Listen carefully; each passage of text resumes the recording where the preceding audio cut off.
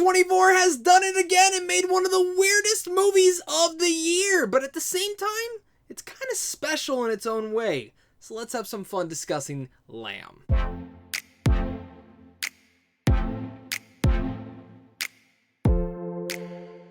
What's going on, buddy? Welcome back to a brand new movie review. Today we're going to be discussing Lamb. In the rural Icelands, a childless couple discovers a strange and unnatural newborn in their sheep barn.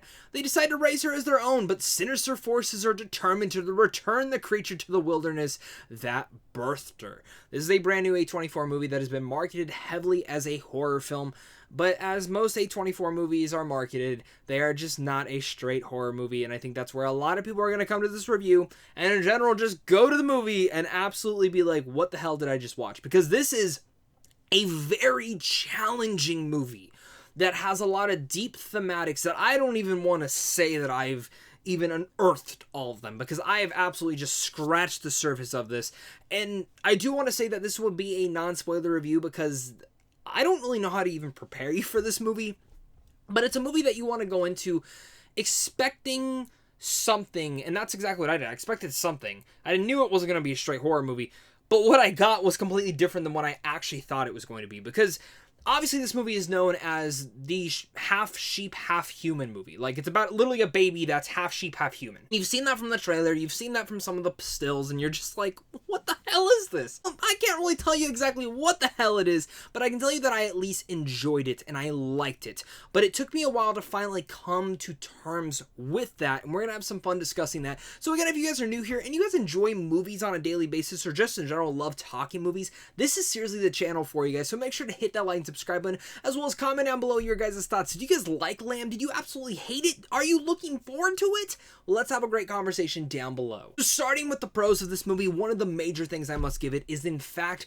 the entire stars of this movie. Noomi Rapace is phenomenal in this movie, and she blows it out of the park, really much embodying this mother who has always loved and needed a child in her life, and I think that is something very much important to see inside this movie, and something that I didn't truly expect to see in this film.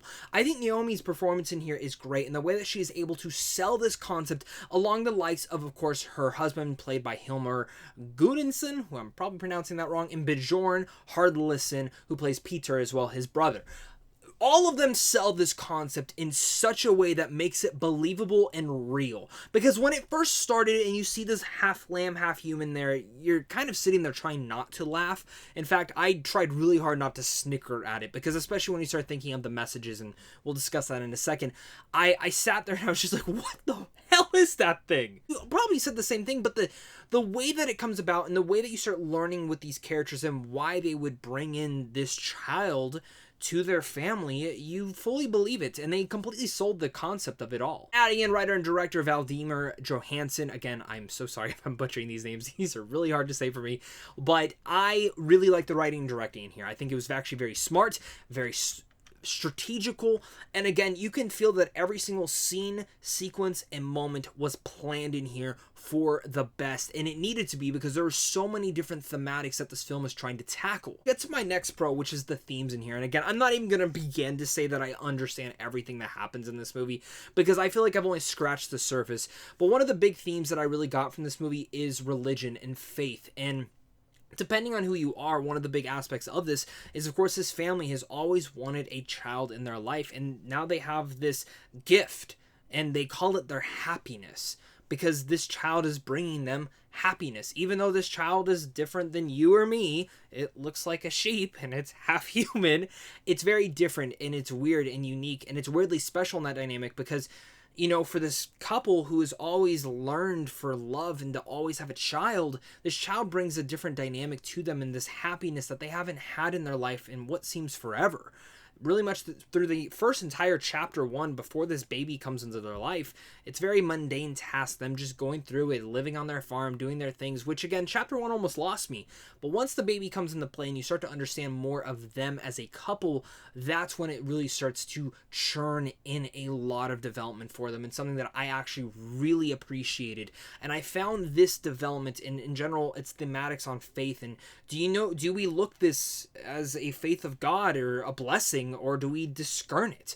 You know, many people are born with deformities today, and you love them for what they are and you do the best that you can with them. And I found this film to really dive in again on faith itself, but in general how we treat others based on how they look or feel, or even how they act. Looking at the parents in here as well and wondering, like, some people are going to be like, why would they love this child? Well, watching the movie, you would fully understand. That's the child that they feel like was a gift to them, and that's why you're going to give them as much and give them the best life that you possibly could. Again, those themes are very prevalent in here, and I'm sure there are so many more in here that really comes down to being certain some of the elements that are a little bit spoilerish, and I don't want to get into that. Because again, like I mentioned, there is something out there in the wilderness that obviously wants to bring this baby back to them. And when you start getting kind of more of the messaging of like, okay, so this is how the baby was born, this is why it was made, and why it looks like this, again, it goes hand in hand with that religious faith again, and that belief system, and I dug that. I thought that was phenomenal and really actually smart. It's also where I kind of dissect more into my mixed category of this entire movie, because that's not going to work for everyone. And for me, while I dug that overall, it did take me a bit to finally get into the movie, because I think the second act is great, and that's when I was sold on the movie. And then when it gets in the third act, I've come to more like it the more that I've actually sat and thought on the movie than I did originally leaving the theater. But the first act itself, easily 10 minutes could have been pulled from that to make this pacing work way better, because I checked the clock quite a few times, especially within that first chapter. It's broken into chapter 1, chapter 2, chapter 3, and chapter 1 was very slow and dragging, and I needed a lot more from that. As well as speaking, and there is a certain subplot in here that I did not think was needed, and if they were going to do it, I wish they expanded on it just a hence more, because as much as they touch into it, I didn't fully love it, and I feel like I didn't need them to write on the wall exactly what it was, but there's a little bit more development that I feel like was missing from that select subplot. That's kind of where it goes down into my cons, and the cons mostly vary for what I think people are going to think on this movie. This movie fully wasn't for me personally. As much as I loved the themes, and again, the performances were really well done, I still left the movie not feeling fully emotionally invested in the film that I wanted it to. Maybe the movie didn't want me to, but it left me feeling a little bit empty. And that's not how I like to leave these type of movies. While it has strong themes and it is a challenging movie to get through and the performances were fantastic, I just still left empty, not really feeling much for it, but weirdly enough, I still want to go back and explore this one. So maybe my rating will grow as more as I think on the film, or even in general as more rewatches go, because of films like this, these are the movies that you do want to explore again. That's kind of where it gets me down to with Lamb. Chapter 1 was kind of a drag. Chapter 2 sold me on the movie, and Chapter 3 almost lost me, but it brought it back once I started thinking a little bit more on it. This is not a horror movie. Yeah, it has horror moments to it, and it can get a little bit creepy and not intense, I would say, but disturbing overall, yes.